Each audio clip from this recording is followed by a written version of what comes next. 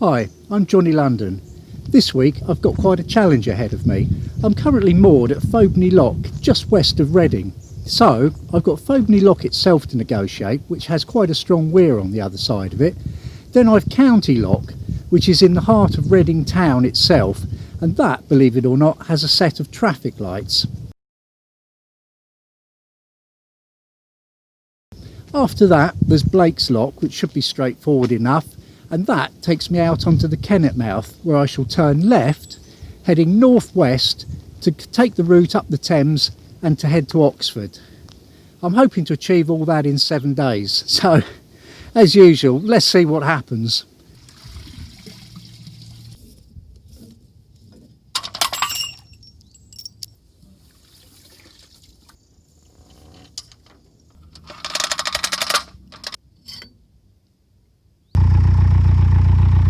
I'm on my way to Fobney Lock now.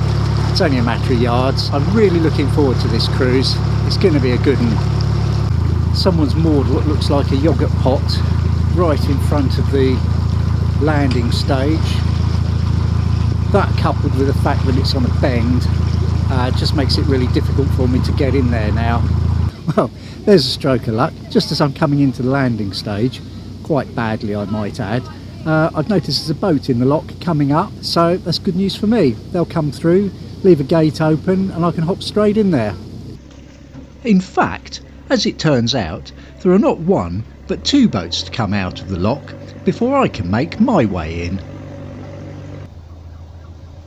As I enter the lock, the few remaining ducks don't seem to care too much either way. They've seen it all before.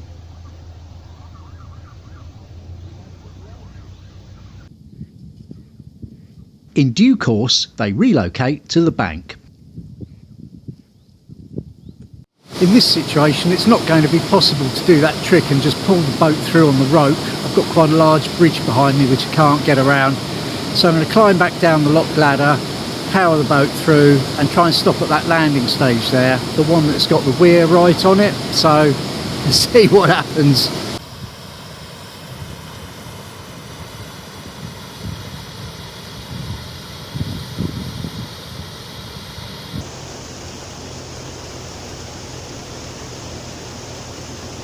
I need to keep the boat close to the landing stage and be prepared to move quickly before the current takes it.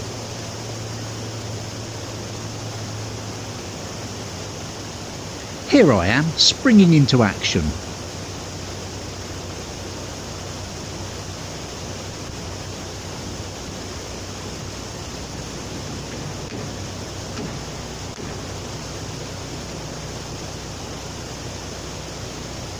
Oh, I'm pretty pleased to have that lock behind me actually. I stopped the boat with the rope and my intention was to let the boat move forward while the rope sort of slipped on the mooring pin, but the rope got bound up and just sort of brought the boat to a dead halt. And I think the rope nearly snapped actually, it was stretching a bit, so I was quite lucky, but in the end, it did the job.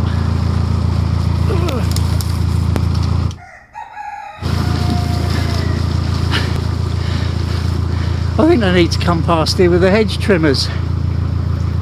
So yeah, anyway, that's something I do sometimes when you really need to stop the boat quite quickly, and usually the rope just sort of slips on the post a little bit, but it gives you quite a lot of pulling power, quite a lot of stopping power.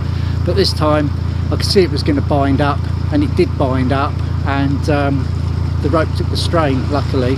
Otherwise I'd have definitely been looking for a pair of waders. I'm just on the outskirts of Reading now. This last stretch is still quite rural and picturesque.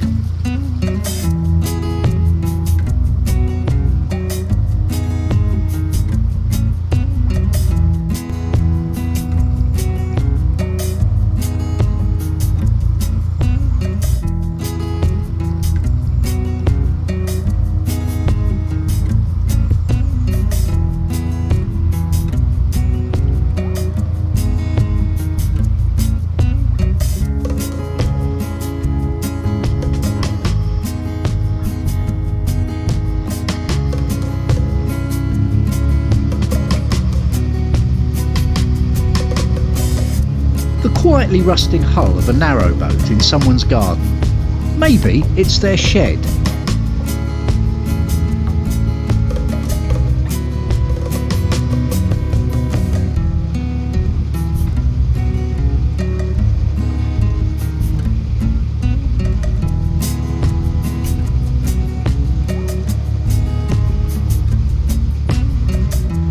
The residents of these houses certainly have made the most of their waterside location.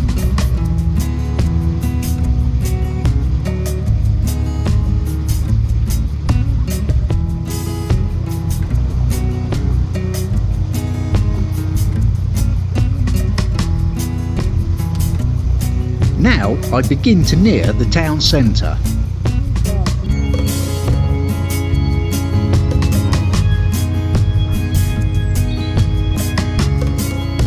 Fellow boater negotiates the overhanging willow tree. He's got plenty more of that to come. Very soon, the lock is in sight.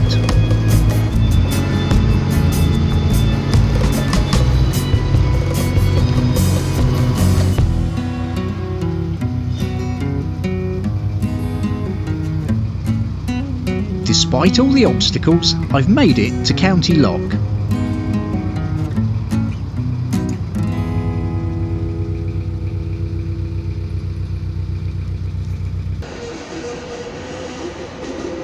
That's no sound effect, just one squeaky, creaky and rather heavy lock gate.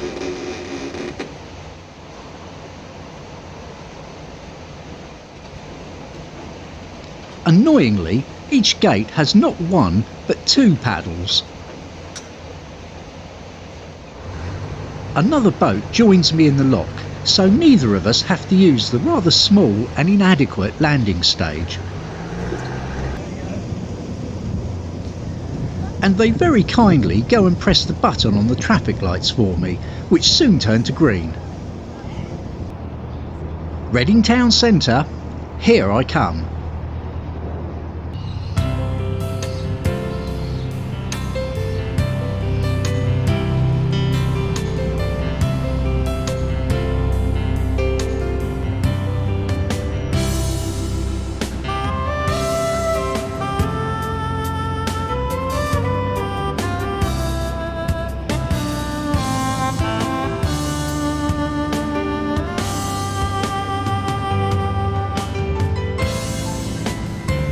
It's not as busy as usual, but places are open and there are people about.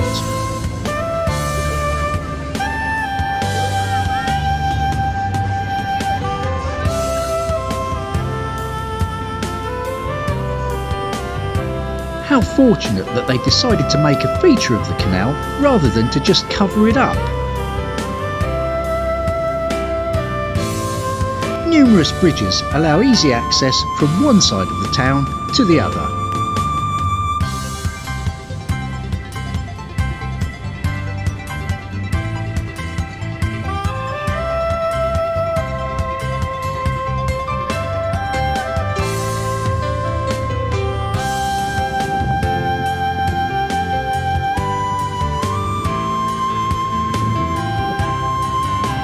Huntley and Palmer's. Anyone for a Butter Osborne, if you remember those.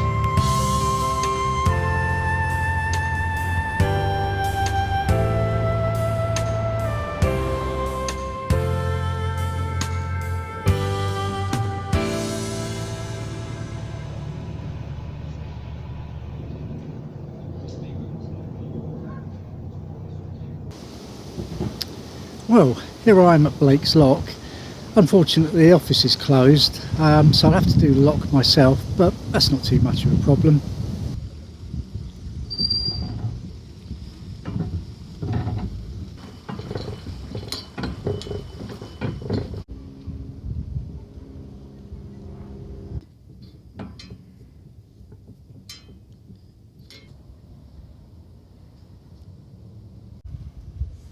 It's not a particularly deep lock.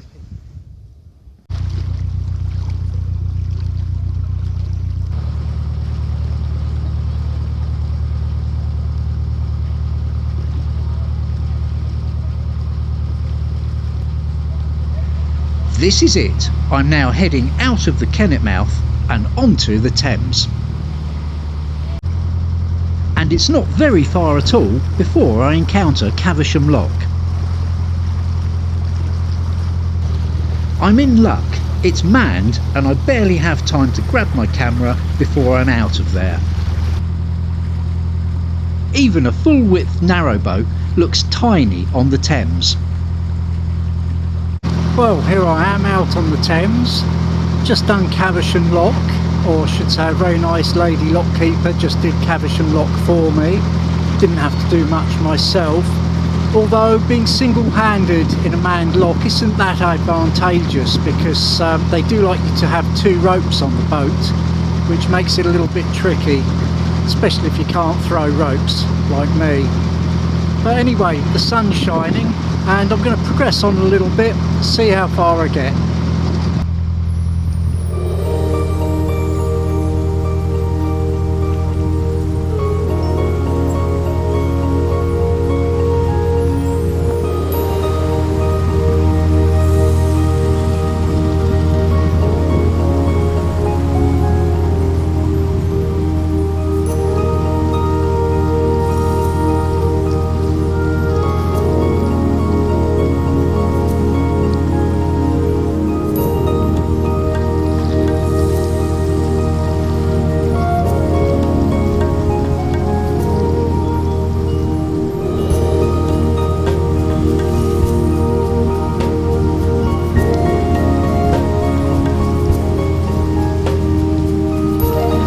I continue to make good progress. It's been a hot day, but the Thames always has a pleasant breeze.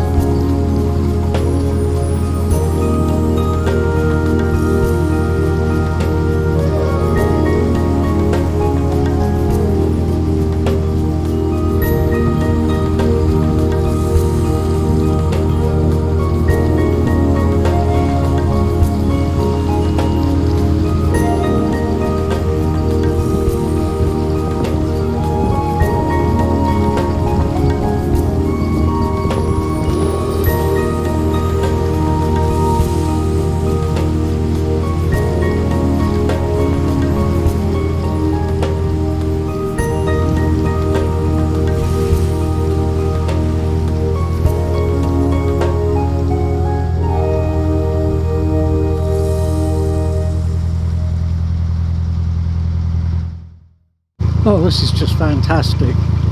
The weather's in my favour, can you believe that?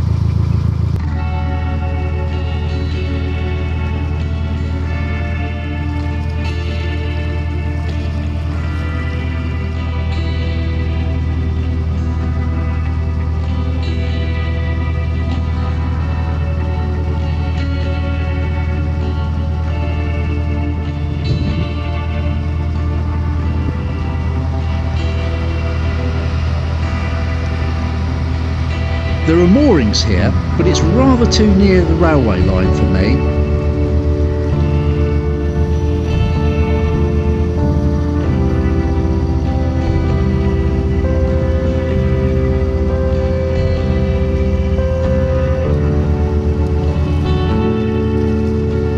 The Chilterns are just over to my right.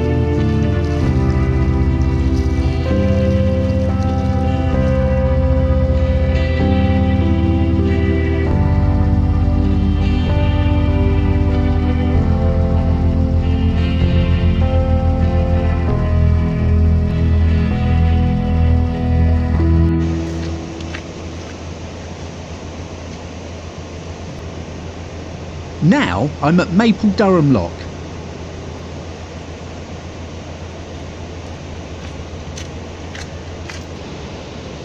It's a wide, deep beast of a lock, but I'm soon joined by a father and son with their riverboat.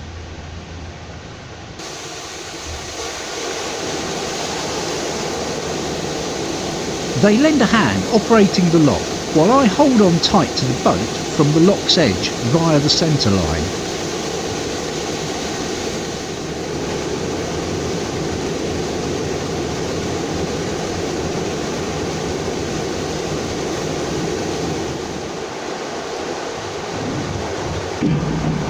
The boat is tossed around by the last inrush of water.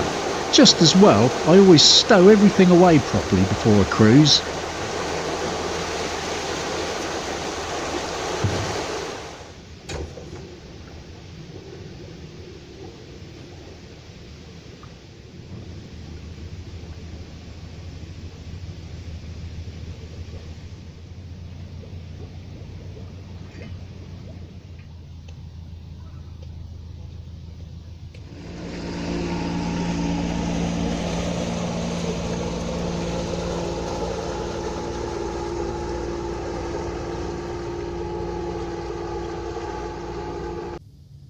Well, that's dashed my hopes of getting any water. There's no end on the tap. When am I going to fix that on?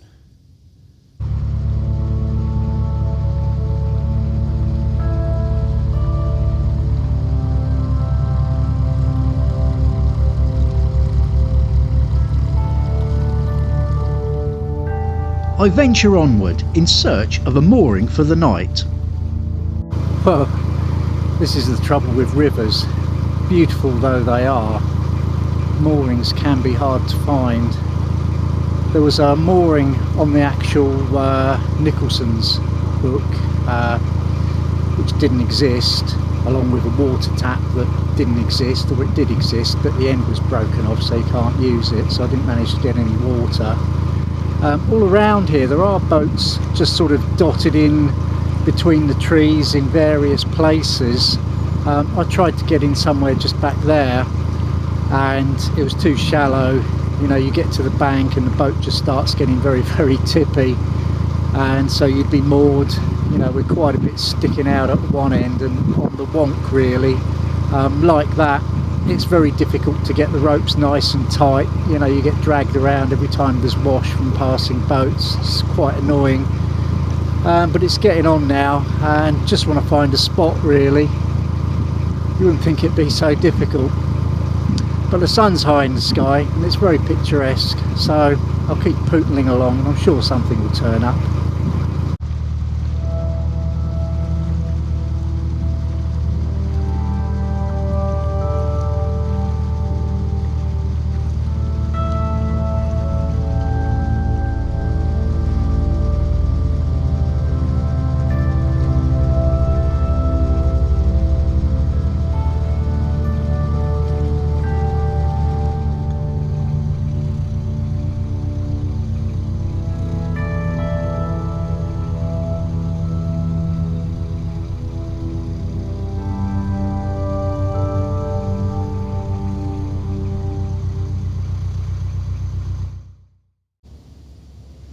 I have no luck mooring despite a couple of attempts, and soon I'm at the next lock, Whitchurch Lock. These locks use a system of push buttons to operate the electric mechanisms.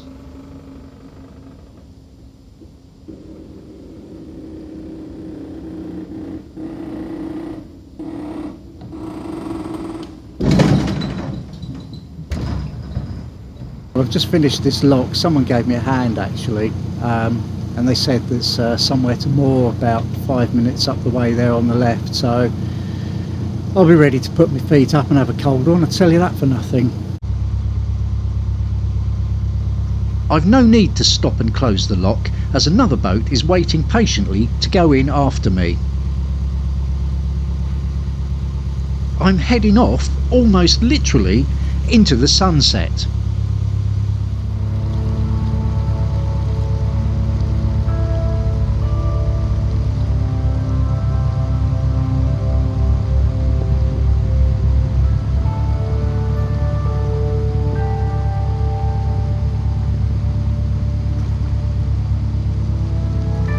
Only the clatter of the engine spoils the otherwise perfect tranquility.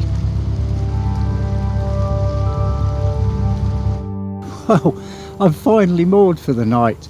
It's been an amazing day today. I'm absolutely shattered. Been on the go for ages, and like I said earlier, I tried a couple of places to get in on the bank and I couldn't, and in the end I found a place that was in the Nicholson's, marked down as a mooring spot.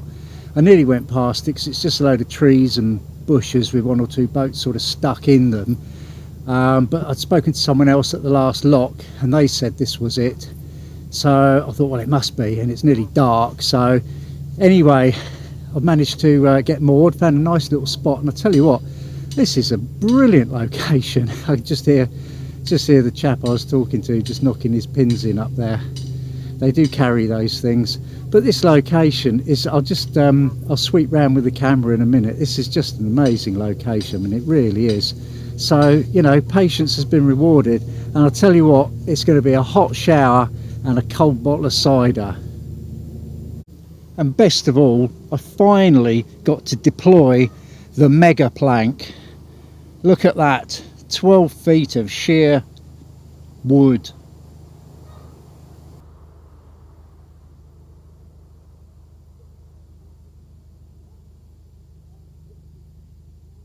In next week's episode, my incredible journey up the Thames continues, and the weather is incredible too.